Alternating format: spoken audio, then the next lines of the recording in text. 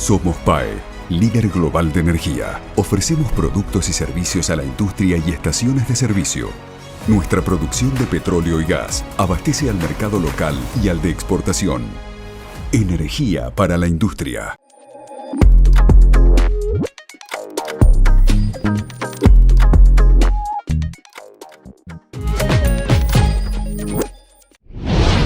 Diseños y el mejor algodón.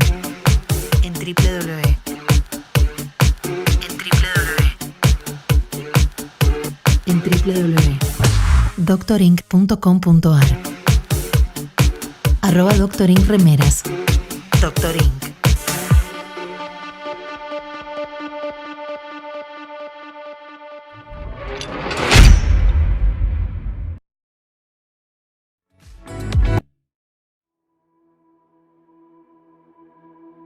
Con Telecentro, cambia el botón de skipear por el del entretenimiento. Hacé tu tele más smart con el nuevo Deco 4K con tecnología Android TV. ¿Te conté que el abuelo tenía un auto con un motor como de 4000 caballos de fuerza? Doble árbol de levas, nitro. Toma, poné Rápidos y Furiosos. ¿Sí? Pedí tu Deco 4K más internet 300 megas y conectate con todo el entretenimiento que querés a este precio increíble. Con Telecentro, tu TV es más smart que nunca.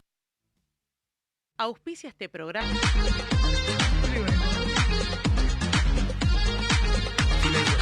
Señores, comenzamos una nueva edición de Cuando mis hijos tengan mi edad. Probabilidad de ocurrencia. Todos los que nos gusta el mercado, seguimos los mercados, lo primero que tenemos que ver ante determinados hechos, rumores, qué puede pasar, qué probabilidad de ocurrencia. Y ahí empieza uno a fijar los precios. Juan Carlos de Pablo, gran profesor, gracias por venir acá. Probabilidad de ocurrencia de que el lunes ganes el premio Nobel. ¿Te das cuenta? ¿Te das cuenta? Me doy cuenta. Varios lunes sin venir, claro, hincha de estudiantes, sufriría. Nos dieron un baile bárbaro. Ustedes, no vine a dar la cara, está muy bien, era lo que tenía que hacer. Probabilidad de ocurrencia de que me otorguen el premio Nobel. Sí. Mira, yo hice un gráfico con la edad promedio de los galardonados. Voy a hacer el gráfico para que la gente lo vea. Acá la edad y acá el tiempo. Cuando se inauguró en 1969, naturalmente que los primeros años vos premiabas al stock. Entonces dije, bueno, fenómeno, la curva debería ser así. No, es una horizontal que fluctúa alrededor de los 67 años. Entonces, hasta que cumplí 67 años, le di el beneficio de la duda al Comité Nobel, porque bueno, desde los 67 años ya me ofendí. Porque hay dos alternativas, o no lo merezco, o hay una conspiración internacional en mi contra. Claro, o contra las personas mayores de... Por ejemplo. Están descartando, claro. Claro, entonces dije, bueno, estaba con él. Bueno, vamos aparte. El lunes hay que madrugar, porque nos van... Después te voy a dar algunos números, si vos querés, pero el lunes creo que, por diferencia horaria, creo que es antes de las 7 de la mañana, cosa por el estilo, ahí se anuncia quién es él o los, máximo 3 personas galardonados de este año.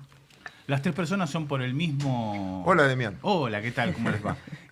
Pregunto, ¿no? Me meto y pregunto si las 3 personas tienen que ser galardonadas por lo mismo. Por el mismo tema, por la misma cuestión. Aunque a veces han hecho cosas, digamos así, complementarias. Y hay algunos casos rarísimos.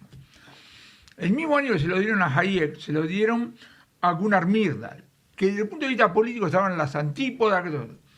Fue en la década del 70, creo que en la década del 80. Entonces dijeron, ¿qué?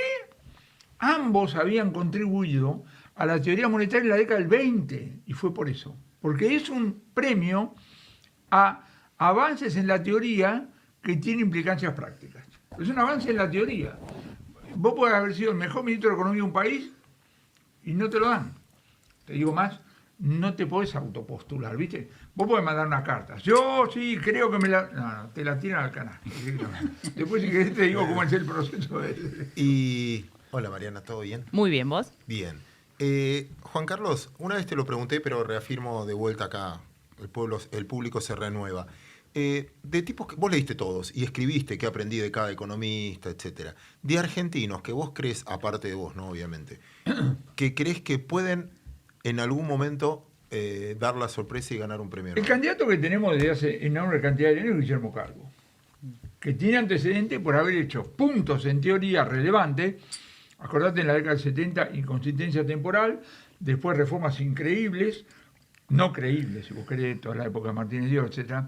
Frenazos en la década del 90, etc. Y ahora está trabajando desde hace algún tiempo en rearmar la macroeconomía sobre la base de los stocks son importantes y hay una preferencia por bonos seguros en un mundo altamente incierto. ¿Entendés? Bueno, es el gran candidato. Ahora veremos. Ojalá. Él con gran sentido deportivo me dice que esa noche duerme sin problema. Te digo porque hay algunos otros colegas que no voy a mencionar que no duermen. Con un ego mayor. Evidentemente. Y se ofenden además. Pero me han contado. Qué injusto. ¿Cómo se lo dan a Claro, este alemán? que se lo dan a otro de la misma universidad y no lo saluda por 2 años. Cosa para decir. Que supongo que uno trabaja por reconocimiento, no creo que sea por el dinero, o es por el dinero. Vamos a hablar del dinero. El premio es de aproximadamente $1 millón, algo así. Se divide entre los galardonados. Por eso está la famosa anécdota de cuando se lo dan a Robert Lucas, que lo llama un gran amigo de él al teléfono que tenía, del tiempo del caramelo, entonces atiende una mujer. Dice, el doctor Lucas no vive más acá. ¿Quién es? La esposa. ¿Cómo te va? No, lo quería felicitar a Bob porque ganó el premio Nobel. Y la mujer le dice, ¿él solo? Sí. Muchas gracias. ¿Por qué? Porque en el acuerdo de separación, de divorcio, habían dicho que si ganaba el premio Nobel hasta ese año, la mitad era para ella. Entonces ella estaba muy interesada en saber si le tocaba un palo a la mitad. Y entonces le dijeron a Lucas, ¿y? Acepté, dijo, el deal es el deal, como un trato, digamos así, un trato. Con esta particularidad, si tenés 3 galardonados, esto no quiere decir un tercio, un tercio, un tercio. A veces es mitad para uno y un cuarto y un cuarto. Bueno. ¿Eso lo decide quién, perdón, profe? Lo propone, y yo diría que básicamente, la Academia de Ciencias de Suecia. Okay. ¿Entendés? Y básicamente bendicen a la gente. A Roth, Premio Nobel de Economía, le pregunté si en Estados Unidos estaba libre de impuestos. Me dijo que no, él tuvo para. Esa es mi segunda pregunta. Y además, podés llegar con 14 invitados, pero vos pagás todo. Con lo cual, yo ya tengo la lista de 14 amigos míos que tienen mucha guita. A mí me van a joder que encima, a ver si tengo que pagar impuestos acá y encima. No. Y aparte no te conviene ganar. No, pero terminamos la parte de esa. Entonces, en el sentido de eso puede ser poca plata. Ahora, entras en un circo, sí. Pero que lo podés explotar o no. Hay algunos en economía que no han cobrado, cosas parecidas. Pero si querés entrar en el circo así... Sí, las charlas de Stiglitz multiplicaron impresionante. Por 20. E igual no te conviene, ahora quizás un poquito más. Antes no te convenía ganarlo, por la brecha cambiaria. Porque te obligaban a traer todo, te quedaba mucho menos que la mitad. Probabilidad de ocurrencia me hiciste acordar un cuento que contaba siempre Nassim Taleb, muy interesante, que decía que hay probabilidades que son lineales y probabilidades que son logarítmicas. Por ejemplo, probabilidad lineal, que vos te mueras. Y todos los días aumenta un poquito la probabilidad. Todos los días aumenta un poquito. Y es lineal.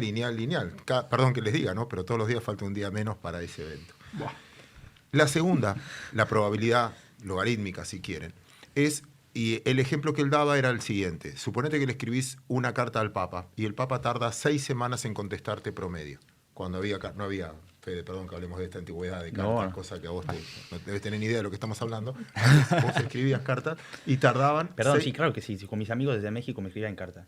Mira, bueno. Y promedio tardaba 6 semanas.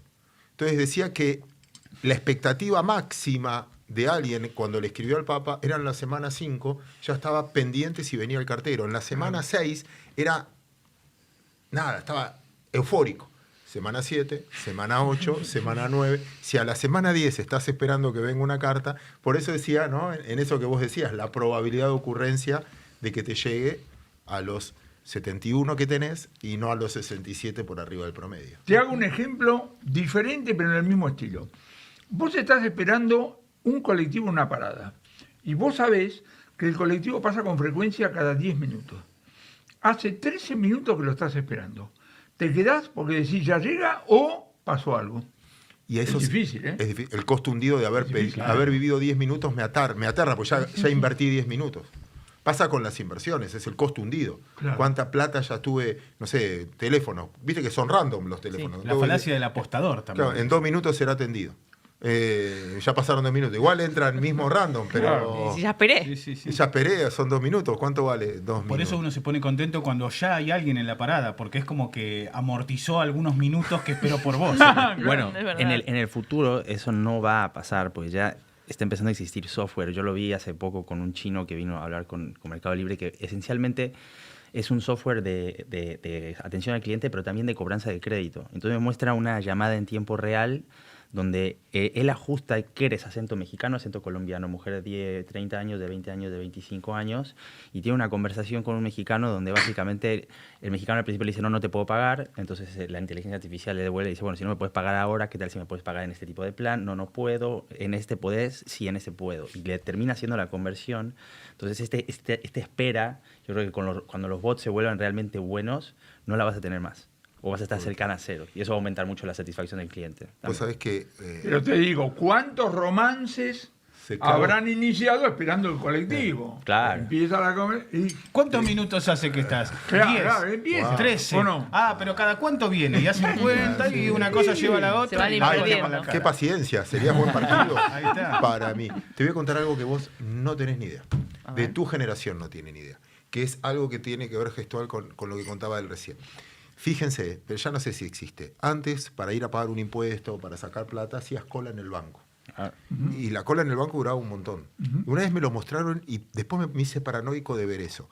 El que llega primero a la cola, instantáneamente se da vuelta y mira para atrás para que lo vean que está primero. La sensación de estar primero te da una sensación de poder, Claro. que vos estás esperando. Cuando llegás primero, todo, me lo marcaron, el que está Lo voy a primero, ver. y todos se dan vuelta para que me miren que soy por primera, la única vez yo en mi vida que soy Espectacular. primero en una fila. Pero otras dos actitudes conductuales que son terribles. Tarjeta de crédito. Cuando vos vas a pagar con una tarjeta de crédito en el supermercado, cuando le das la tarjeta de crédito, tenés como un sentido de poder, tengo crédito. El día que te la rechazaron, es impresionante como cae. No, pero debe haber un error. El baño de humildad. El baño de humildad. El hecho de no tiene fondos y dicen que después no volvés más a ese local, aunque haya sido un error, de vergüenza. Pero la sensación de poder cuando tenés crédito y de humillación cuando no tenés ese crédito es terrible dentro del gesto de... No sé si ahora va a aparecer un bot que me va a solucionar mi gesto. No sé si un bot, pero ahora que estuve en Estados Unidos me pasó eso, pero por un tema de conectividad de internet en el fútbol. Y no podía pagar la cancha de fútbol porque los POS están conectados a internet y justo se largó un aguacero tremendo en el medio de la ciudad de Miami y se quedó sin conexión y me tuve que quedar como 1 hora hasta que pudiera cobrar porque no tenía dinero físico y hasta que volvía la conexión de internet no me podía conectar con el POS en una situación bastante cómica. ¿Puedo contar una cosa graciosa que hice con unos bots, ahora que me hizo acordar él? Ahora ChatGPT tiene una versión de audio y vos le podés hablar y te contesta Una y locura. en tiempo real. Sí. Y lo que hice fue instalármelo en mi otro teléfono y hacer que discutan entre los dos teléfonos y les hice hablar de distintas cosas y les hice hablar, por ejemplo, de cuál es el origen de la inflación. Entonces uno tenía una visión y otro tenía otra, el valor teoría del trabajo y así, un montón de tonterías que podías hacer que una inteligencia artificial tomara una postura y la otra y discutieran entre sí. Dejame volver al tamaño de las colas. Vos lo planteaste en una sucursal bancaria, hoy también lo podríamos hacer en un peaje. ¿Ok? Vos llegas al banco y hay 2 ventanillas para recibir depósitos. En una hay una persona, en la otra hay 5. La primera es, voy atrás de ese. Pero de repente el tipo mismo te está dando información, no sabe qué, yo traje 2.000 pesos moneda de 10 centavos. Está dando esto para peaje. Vos tenés 14 casillas de peaje. ¿En cuál te metés? Si hay una más corta que la otra, puede ser sospechosa. Entonces no está claro que vos te vas a poner la corta o decir, y por las duras me voy a la otra. Akerlof decía, premio Nobel también, que la economía es como las colas del supermercado, que si le das tiempo, se nivelan solas. Con el tiempo se nivelan solas. Que los desarbitrajes que hay de una cola muy larga, que solo darle tiempo, los melones se acomodan solos. Seguro. Como dato. Hablando de los bots de cobro y eso, ¿sabes que me la dejaste picando para contar sobre Payway? ¿Sabías vos? No, contame, por favor. Gracias primero a la compañía por acompañarnos, pero para todos los comercios tiene un QR donde vos podés usarla como billetera, cobrar, apps bancarias o lo que fuera. Payway.com.ar. Gracias por dejarme picando. Después te digo lo otro. Muy bien. Empezamos ahora sí. formalmente el programa. Mariana, te cuento algo que a vos te va a interesar. Hoy a la mañana empezó la Semana del Inversor, organizado por la CNB, estuvo en la Bolsa de Comercio, vinieron, la verdad, muchos protagonistas del mercado de capitales, de regulaciones y todo. Y una de las cosas que salió, es debatido, yo lo conté en un par de lugares y es debatido, es bueno ver, Juan Carlos, también tu opinión, es que a partir de ahora, como las cuentas bancarias, cualquier persona mayor a 13 años puede hacer inversiones bursátiles. Obviamente, apadrinado con tenés que tener un tutor o lo que fuera, pero ya podés abrir cuenta comitente teniendo 13 años. Así como podías votar a los 16, podés tener una cuenta bancaria, puede operar. Y desde ese punto de vista, a mí me parece buenísimo en la profundidad del mercado de capitales. Lo tiro como dato. Hoy contaban, me actualizaron el número, 20 millones de comitentes. Impresionante. Contra 600.000 que había, y mucho tiene que ver Mercado Pago o todas las aplicaciones Money Market. Sí, diría todas las aplicaciones. Sí. Hay un dato también respecto a eso. Ha cambiado también la forma en que la gente usa las billeteras en relación a esto.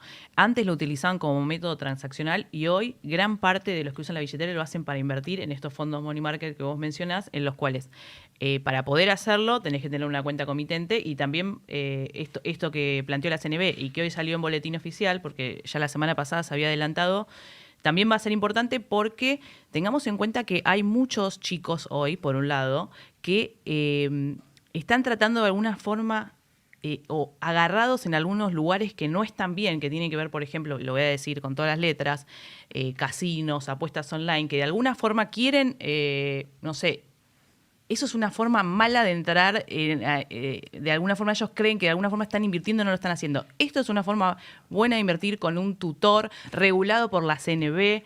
Esto es realmente una manera. Si algún chico que está interesado, porque a mí me comentaban también, mi hijo quiere invertir, no sabe cómo hacerlo, yo le abro la cuenta y entonces está mi nombre. Bueno, a partir de ahora lo van a poder hacer con un tutor, un padre o un tutor que se ocupe de alguna forma de supervisarlo, ¿no? Sí. Pero eso nos aumenta una responsabilidad enorme, quizás más a mí o quizás a vos como comunicadora también, 20 millones de cuentas nuevas en lo que es la educación financiera. Que invertir es invertir, que no es timbiar, que no es soy trader, me abro una cuenta, ahora hablamos de eso en San Pedro, me pongo una billetera o mirá, seguime a mí que te administro plata. O recibí las señales de una china por Telegram, como claro, en San Pedro. Como lo de San Pedro, o los cositortos de esta vida, vení, yo te manejo, te voy a ganar un 10 anual. Decís, ¿cómo vas 1% por día estaban diciendo. Eso que te era. da, pero hice la cuenta matemática, eso te da a más de 3.600% por año. No hay nada que sea bajo riesgo que te dé 3.600% por año. Pero eso lo que falta es educación financiera. Por supuesto. Claro. O sea, este año también hay otra novedad. El año que viene va a haber educación financiera en la ciudad de Buenos Aires, en las escuelas primarias, para alumnos de 5º a 7º grado. Es necesario la educación financiera. Vos estuviste en un programa que también le da educación financiera a las escuelas secundarias. Y bueno, está esa necesidad y hoy el Estado en sí, o sea, a nivel país, no está esa educación financiera para todas las provincias, por todos por igual. Depende de iniciativas privadas, de organismos como el Banco Central, la CNB y también de algunos bancos y de algunas fintech. Muchos están dando hoy algunos cursos, pero bueno, no hay algo como desde el propio Estado, más allá de, por ejemplo, la Ciudad de Buenos Aires, que lo va a poner en la currícula, y algunas provincias más. Pero tiene que haber algo, creo, más consensuado. Acá ustedes pueden también... Déjame hacer un punto sobre esto, porque ayer estuve viendo en un canal de televisión un debate sobre esto, qué importancia las escuelas. Soy economista, los recursos son escasos. Digo, ¿qué clase vas a dejar de dar para dar educación financiera? ¿O vas a dar más días de clase o los alumnos van a entrar antes? No es fácil, ¿eh? Que vamos a dejar de enseñar historia. ¿Qué es lo que vamos a hacer? Porque el número de horas es una cosa fija. Entonces digo, está muy bien eso, no nos embalemos. Ahora. No hay que hacer ningún curso. ¿Puedo en latín? ¿Puede ser? ¿En latín? Cuando un tipo, lo voy a mirar a la cámara, cuando un tipo te dice, tengo un proyecto que genera 1% diario en dólares, raja, ni lo saludes, te va a cagar. Punto. Lo dije. Absoluta razón. Déjeme cerrar. ¿Alguien tiene algo más para agregar del tema o antes para...? No, el único tema que yo sí quería agregar es que creo que esta iniciativa es muy buena porque yo recuerdo, yo soy profesional en finanzas y tengo una maestría en finanzas, que cuando vi el gráfico, cuánta diferencia hace a medida que ahorras más temprano por la belleza del interés compuesto, si vos empezás a ahorrar a los 30, es decir, si empezás a ahorrar a los 20 y no a los 30, la diferencia cuando tenés 50 es arriba de un palo verde, si invirtieras consistentemente. Entonces es muy importante generar esta cultura del ahorro lo más rápido posible, sobre todo para los jóvenes, para que entiendan que entre más rápido ahorres, más rápido vas a conseguir libertad financiera. Tomar eso, el ahorro, ahorrar dólares y guardarlos en un colchón no es ahorrar. Ahorrar es cuando es ahorrar, pero tiene sentido cuando lo transformás en una inversión. Claro. Que ese es el lema de los mercados de capitales, transformar el ahorro en inversión productiva. ¿Cómo es con respecto a estas cuentas, el tema de impuestos? ¿Los chicos van a tener que pagar impuestos a las ganancias, alguna cosa así? Buen punto. No, depende, porque vos tenés para personas físicas, el de segunda está desgravado, categoría. claro. Está desgravado, no pagás impuestos. En realidad los pagás porque lo paga la empresa. Los que pagan impuestos a las ganancias son las personas jurídicas. Si no, estaría doblemente grabado. Claro. Entonces, cuando vos tenés acciones de una empresa que pagó un dividendo, te van a descontar del dividendo el impuesto a las ganancias que paga la compañía. Claro. Ahora, como yo ya la pagué como accionista de la compañía, No te va a cobrar en persona física, por eso está desgravado. Está perfecto. Desde ese punto. Y también de bienes personales. Pero es una manera de incluir a la gente de inviertan las compañías que a vos te gustan. Pero hablando de estos que te ofrecen cualquier cosa, hay una con la que me educaron a mí, al menos. Hay una linda historia, quizás todos la conocen, perdón por repetirla, pero dice que un tipo llegó a un pueblo diciendo, yo sé un montón de finanzas, hagamos una cosa, dame 50.000 pesos. Yo te voy a dar un informe todas las semanas te voy a dar un informe, si ganaste, que esta semana comprás, esta semana, probame 5 veces. Si las 5 veces tuve razón, a la sexta me capitalizas. Pero probame, te doy 5 veces para mostrarte que yo no me equivoco nunca. Entonces el tipo le vendió este cuento a 100.000 personas. Primer semana, 50.000 le decía que subía, 50.000 le decía que bajaba. A la otra semana le quedaban 50.000 que acertó, 25.000 que subía, y así le quedaba la última semana. Los últimos 2.000, pegó las 5 veces, juntó la guita y se fue. Nada, muchas veces también te juegan uno para arriba, otro para abajo, pero bueno. Con el Mundial se hizo también, como son las rondas, también daba justo, tipo, querés de quién va a ser la semifinal, la final, hacían como con ese sistema. Ahora, Sucho, si miramos un poquito la historia, parecería que es parte de la naturaleza humana esta pretensión de creer que los tipos que laburan para generar ingresos para la familia son unos boludos. Y que la clave está en hacer ¡pic! Los tulipanes de Holanda, ¿te acordás? Ahí empezó todo. La Luisiana, con John Law. Y así seguimos, dale que va, que sé cuánto. Ponzi, después Madoff, después esto. Y no para. Es decir, yo le digo de todo corazón, por favor, raje, sabiendo que dentro de no sé cuántos años vamos a hablar de tipo los nuevos Madoff. Creo que una muy buena regla ahí, profe, que por ahí lo decía mucho Warren Buffett, que le previno de invertir en varias compañías, incluyendo Amazon, pero creo que es no inviertas en nada que no entendés. Creo que para mí es fundamental. Se vuelve un poco difícil en los negocios tecnológicos, pero es un buen control. Creo que a veces mucha gente salta porque me dijo Fede o me dijo Pirulo y no saben ni siquiera lo que hay atrás, y eso es un problema ya de base. Porque te genera mucha certidumbre cuando sube, pero cuando no sube no te puedes agarrar de nada. Si vos sabés lo que está pasando, tenés mucha más confianza en lo que has invertido. Entonces creo que ahí hay un capítulo. Bueno, y volvemos a la educación financiera, que es parte importante de... la gente tiene que saber un poco de educación financiera para saber si tiene que ingresar o no, cómo invertir, qué es lo que dónde tiene que estar inscripto.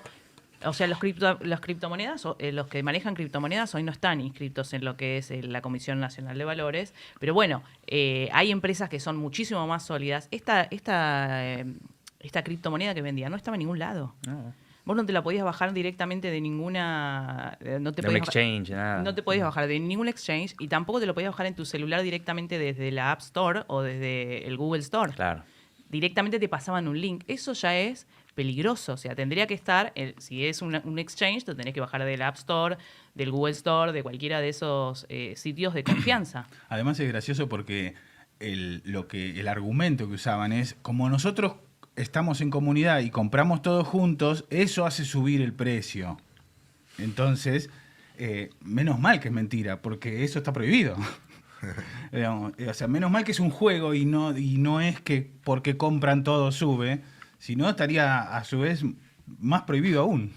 Sí, bueno, depende de la interpretación. También quedó la película o quedó el hecho, que fue un hecho real, lo de GameStop, que claro. quedó como Lo un, hicieron como un subir. hecho de una rebelión del público normal que compra, nosotros, contra los grandes bancos, etcétera. Pero bueno, hay que separar cuando esto sucede. Pero a veces, ¿cuántos casos, no? Y todos quieren replicar ese caso. Cambio de tema. Primero, ¿estuviste en Estados Unidos? Estuve en Estados Unidos la semana pasada, sí.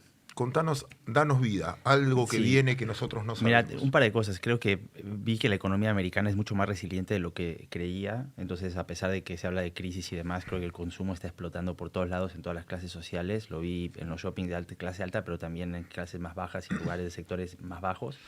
Y después lo que sí vi que me llamó profundamente la atención, que hice un viaje a Los Cayos de Key West, en el sur de la Florida, como el año pasado, andando en moto, que se me rompieron 2, de hecho, pero eso no viene al caso, que es el incremento de automóviles Tesla que vi año a año en mi viaje. No solamente vi modelo 3, modelo S, la cantidad de cargadores. Y un dato no menor, Cybertruck, que también vi varias, que parece que no había, vi 5 solamente en un viaje en Key West. Pero lo más importante de todo esto es que empecé a hablar con Ubers que manejaban Teslas. Y básicamente me empezó a contar, yo no estaba tan al tanto de esta transacción que pasó con Hertz, la alquiladora de autos, que cuando sale de la bancarrota, no fue un acuerdo oficial, pero básicamente Tesla le empezó a vender vehículos eléctricos a Hertz.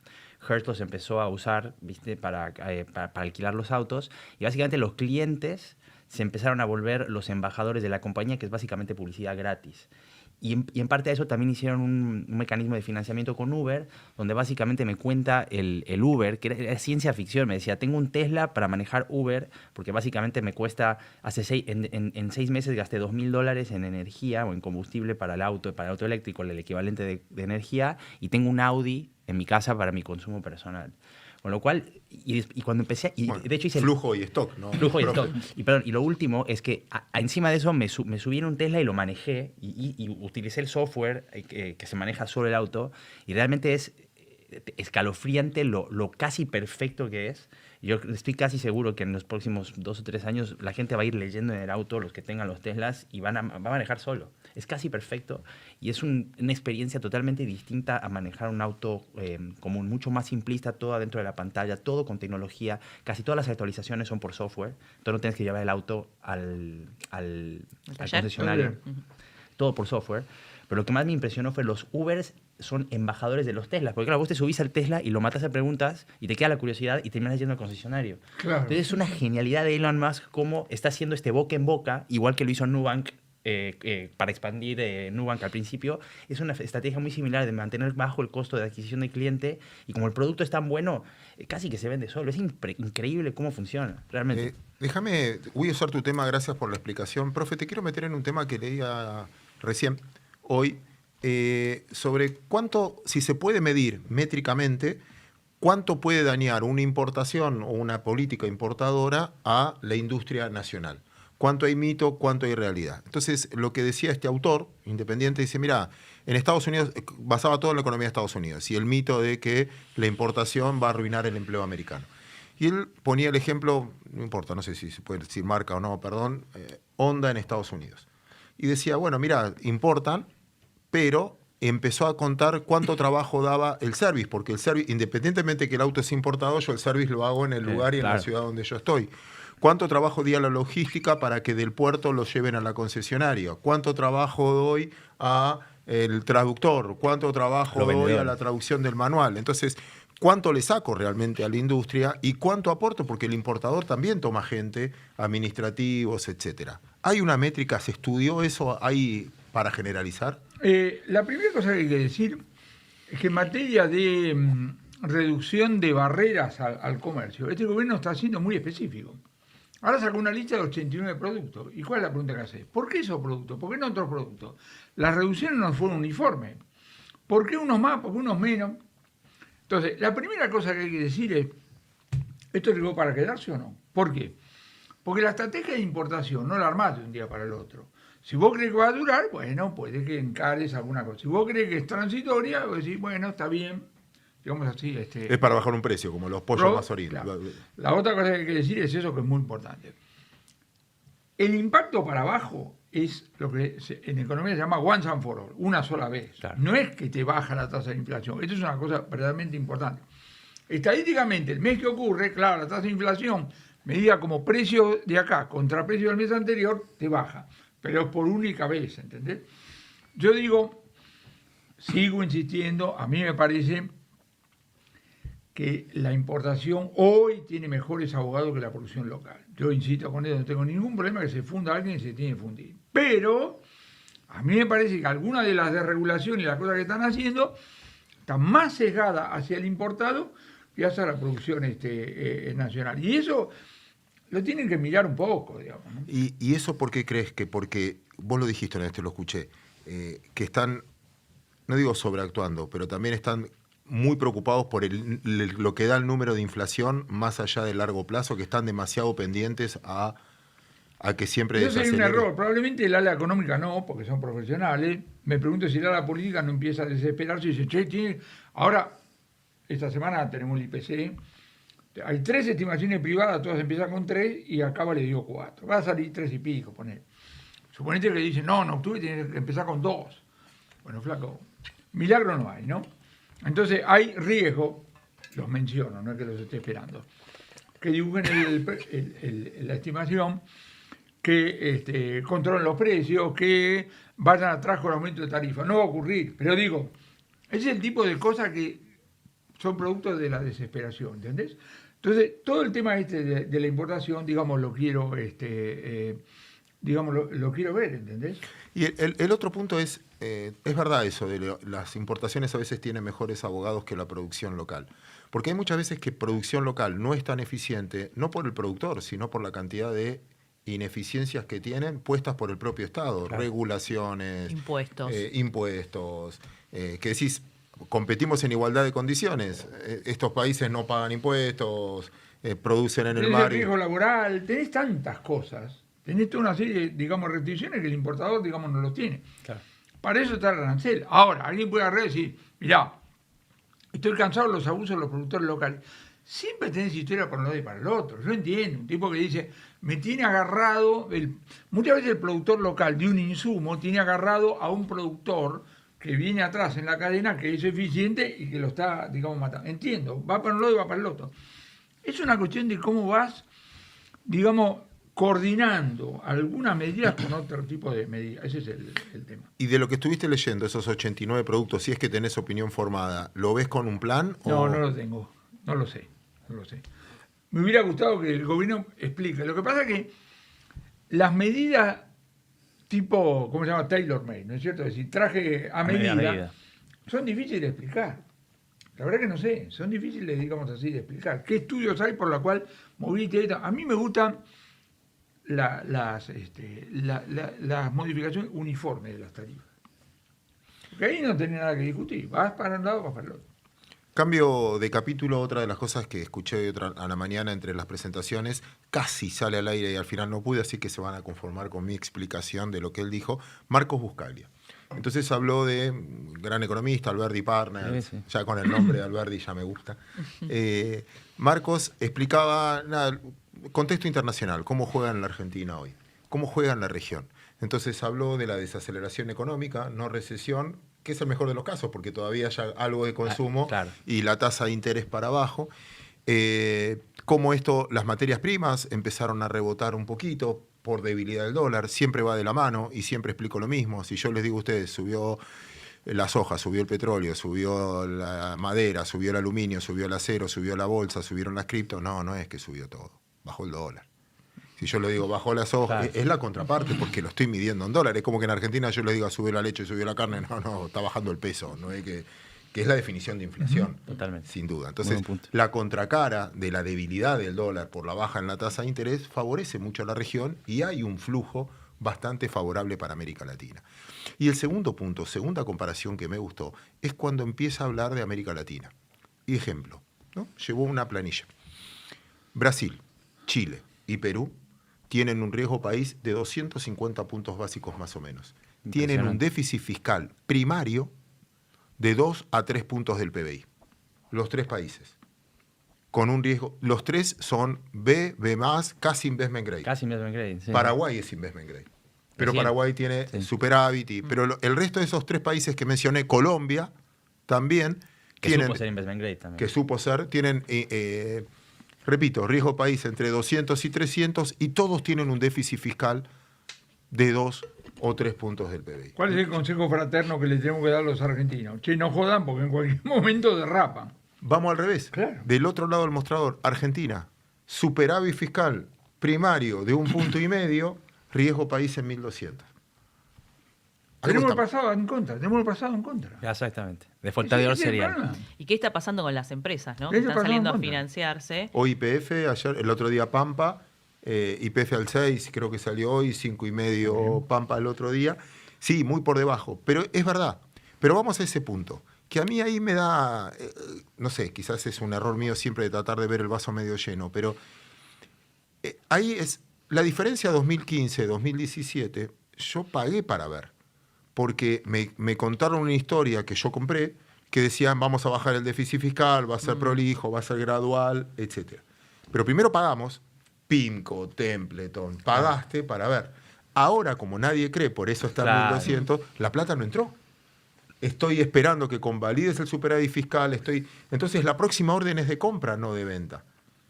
Una cosa es, a mí, por ejemplo, yo lo hago mucho en los mercados.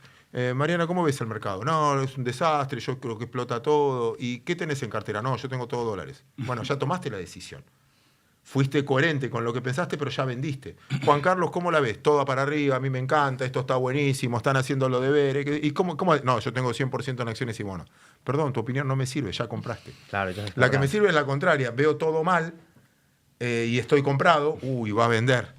O veo todo bien, me están diciendo que está bien y compraste, ¿no? Entonces vas a comprar en algún momento. Entonces, son los contrarios que en los mercados.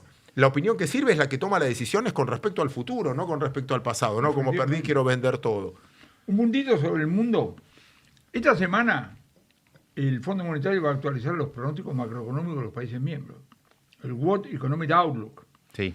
¿Qué estamos esperando? Que diga más o menos lo mismo que hace 90 días.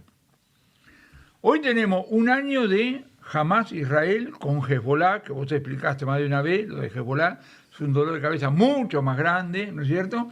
Seguimos, de Ucrania a Rusia nos quedamos sin noticias, pero esto no quiere decir que haya resuelto.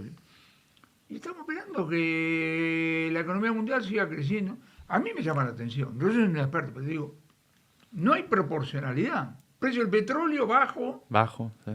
Bueno, ahora subió a 81, ¿no? Pero sí, si algo te decía, te mostraba este contexto, riesgo grave, raro. Bueno, ahí hoy lo explicaban también, funcionan dos contrasentidos. Como vos tenés el tema bélico, que decís, che, en cualquier momento va a haber escasez, y la OPEP al mismo tiempo diciendo, produzco menos para tratar de controlar el precio. El tema es que empieza a aparecer, esto es, una vez me lo contaban también, que es, la edad de hay no sé de quién es la frase, perdón, que dicen que la edad de la piedra se acabó sin que se acabe la piedra. Y que la era del petróleo se va a acabar sin que se acabe el petróleo. Finalmente vos hablaste de Tesla hoy. Y hablaste como... Entonces, hay sustituto a la energía y el petróleo quizás ya no ocupa un lugar en el mundo preponderante como tengo petróleo, tengo poder, de lo que era hace 10 o 15 años atrás, en términos de la energía alternativa. Sí, pero es una matriz energética donde el petróleo va a ser una de ellas. De hecho, también estuve arriba de un Volvo híbrido y creo que hay todo un capítulo sobre cómo la transición energética va a pasar por el híbrido también, que es una combinación de autos a combustible y nafta. Y por otro lado, pienso también que hay otros yacimientos, por ejemplo, Vaca Muerta, que de algún modo la tensión que pasaba con cuando había tensión en Oriente Medio, decías, bueno, todos los productores petroleros hoy van a estar en problemas, no se va a poder llegar de alguna forma a cubrir la demanda mundial. Hoy hay otros polos que están también generando petróleo que de alguna forma hacia futuro son igual de importantes o más. El mismo. Bueno, de hecho están comprando equipos de fútbol, los grandes jeques, ¿no? Demian, ¿nos haces reír un rato? Bueno, tomando lo que dijo el profe hace un rato sobre la tasa de la Fed, que es quizá como el verdadero efecto mariposa, se mueve un poquito ahí y repercute en lugares que uno ni se imagina, traje una canción que canta Jerome Powell, nuestro querido... sí, es el jefe de la Fed. Un bolero Dovish. Así que... Dovish. Sí. Cosa que el profe de Pablo diría, tiene que opinar, ¿cómo es que un presidente del Banco Central nunca tiene que opinar? No, obviamente. Decía, Adolfo Díaz decía, el presidente, te enterás del presidente Banco de Italia que se muere en los obituarios. No tiene que hablar, no tiene que decir nada. Salvo cantar. Y Pero él hace cantar puede ser. Cantar Es una no. canción que hicimos con el Oráculo Te Ama hace A un ver. tiempo, así que la traigo acá para que nos ponemos los auriculares y la disfrutamos entre todos. Muy bien.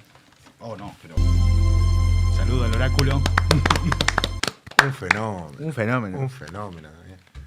Pero bueno, también decía, cuando dependés de la fe y de la esperanza para que subas tus acciones, me parece que no es una buena compra. Aprovecho este momento para decirles que Calypso es el software que mejora la gestión en tu negocio. Centraliza, simplifica y optimiza todas tus operaciones. Contabilidad, inventario, compras, ventas, finanzas y demás. Calypso.com. www.calypso.com. Ronda final del programa de hoy. ¿Alguien tiene algo para agregar antes de que ponga el último tema sobre la mesa? No, el último nada más que iba a poner, que también, ponete el micrófono me delante. llamó profundamente la atención ahora que viajé a Estados Unidos, es el grado de automatización de ciertas cosas. Entonces, por ejemplo, ya cuando llegas al aeropuerto de Miami, es muy difícil que un humano te atienda para hacer el check-in de las valijas. Vos mismo te tenés que imprimir tu ticket, vos mismo te tenés que imprimir el ticket de las valijas, meterlo en la valija y mandarlo por un lugar que así un humano te lo recibe. Y lo vi en varias cosas eso. Eso también me llamó mucho la atención y creo que es una tendencia de lo que se viene, ¿no? ¿Y te fue eficiente o te produjo ruido? A mí me fue eficiente, pero hay un tema generacional. Entonces, a la gente más grande sí se le complica. Sí, La gente más grande. ¿De qué está hablando? La gente más grande. Sí, no sé. No sé. No, vos estás contento a veces que a mí me pasa. ahora puedes invertir de los 13 años para arriba. ¡Claro! Te abrieron la puerta. Claro. Pero fue algo que me llamó mucho la atención. El año pasado no lo había visto así. Realmente mucha automatización en tareas que son más de índole repetitiva, ¿no? Bueno, fuera de joda. La gente más grande vivimos temblando. Yo tengo Decímelo a mí que tengo a mi mamá con 80. Yo cuando tengo que encargar algo, lo tengo en el secretario de atrás, pongo ahí la tarjeta de crédito porque digo, cuando esto se frena, ¿qué es lo que hago? Sí. ¿Qué hago, Francisco? Tal cosa. O mis nietos, vení, abuelo. ¿Te estresa eso o ya te estresa o ya? Cada vez me tengo que acostumbrar más. Pero me pasó el otro día, me mandaron al celular que lo tengo por razón de salud de mi mujer, no lo uso, una receta médica. Claro. Y tuve que ir con una instrucción, ¿cómo lo hago? Y se me apagaba, volví. Bueno, al final lo logré. Pero te digo, Es una transición no difícil. estoy acostumbrado, me hincha, ¿qué vamos a hacer? Mirá, pero no hay alternativa. No hay alternativa y te cierro con esto. Ahora los teléfonos vienen con un QR, con una SIM, la tarjeta SIM virtual. Entonces, claro, fui a Estados Unidos, cambié el teléfono, le di uno a mi mamá y no me enganchó la SIM virtual al principio. Anda a pedir un taxi, anda a pagar, anda a comunicarte, WhatsApp, todo. O sea, la tecnología funciona. Mientras funciona, ahora se te rompe un eslabón y te quedaste Mismo cuando pampa y la te vida. contaste de que no podías, tuviste una hora de tu tiempo perdida porque no andaba internet para poder pagar. Así es. Así es. ¿Y cuánto del aeropuerto? Porque hablando generacionalmente, cuando te tocó, no hice la cuenta, no sé, hace mucho no viajo ahí, pero fragmentame edades. ¿Cuánto de la gente que vos veías en la cola de los aeropuertos tenían tu edad, más jóvenes que vos y cuántos más grandes que vos? No, el usuario hoy porque vos decís, bueno, perjudica un sector. Sí. No, creo señalo. que sería como una campana de Gauss, pero la campana estadística donde la mayor frecuencia de las cosas sucede de forma normal. Yo diría que la gente de mi edad digamos, entre los 35 y los 50, 60 deben ser el 80% Claro, más o menos. Que sí. Mira, y cierro con esto el programa de hoy. El otro día hablando lo voy a nombrar de nuevo, Muki Tenenbaum, hablando de inteligencia artificial, profe, me decía algo muy interesante, que era, ¿cómo te imaginas, hablando de la educación, ¿no? Con todo esto de la educación? Entonces, te hago un desafío de mi anteuso a vos ahora. ¿Cómo te imaginas la educación, o cómo era la educación cuando vos eras chico? Y definime un aula, ¿cómo era? Y era casi como en el siglo anterior. Como la familia Ingalls. Y sí. Pizarrón, maestra. Sí.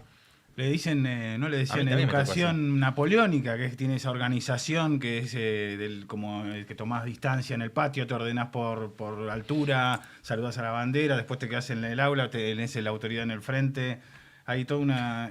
Esa organización sigue existiendo. Profesor delante del aula, los alumnos en pupitres, quizás ya no es un pizarrón, es eléctrico y los pupitres son distintos, pero el método es lo mismo. Hoy es igual. Pero te digo algo. mis maestros me enseñaron a pensar, y mis profesores también. Serán con otros métodos. La tecnología, bienvenida, pero no es un sustituto de inspirar al alumno y enseñar a pensar, a enfrentar, digamos así, situaciones. El otro día yo citaba esa frase, motiva a aquel o enseña a aquel que te motiva a aprender. Enseña a aquel que te motiva a aprender. ¿Pero qué decía Mucchi en esto? Jaime Echeverry escribió una muy interesante biografía de Sarmiento. Y rescato dos cosas. Sarmiento decía, primero, los edificios de la escuela tienen que ser lindos para que los alumnos de todas las clases sociales o estamentos entiendan que hay otra manera, los baños. Segundo, el maestro no tiene que ser Einstein. El maestro tiene que enseñar a leer. Vos le enseñás a leer al alumno, le abriste una ventana y tiene el mundo. Y después el alumno probablemente supere al maestro. Pero el tipo cumplió ese rol, es importantísimo. La inspiración, estas cosas elementales, son la base. Pero es tan importante lo que decís, que quiero hacer énfasis y cerrar con eso. Un segundo, ya te dejo y agregas. Porque, ¿qué se habla ahora? ¿Qué puedo enseñar yo? El backup que tengo de atrás, lo que yo aprendí. ¿Qué puede enseñar un maestro? Lo que aprendió de hasta ahí en más. Pero el desafío es otro. Es cómo pensás más allá del backup que yo traigo, porque si no, no vamos a superar nunca, cada uno enseña.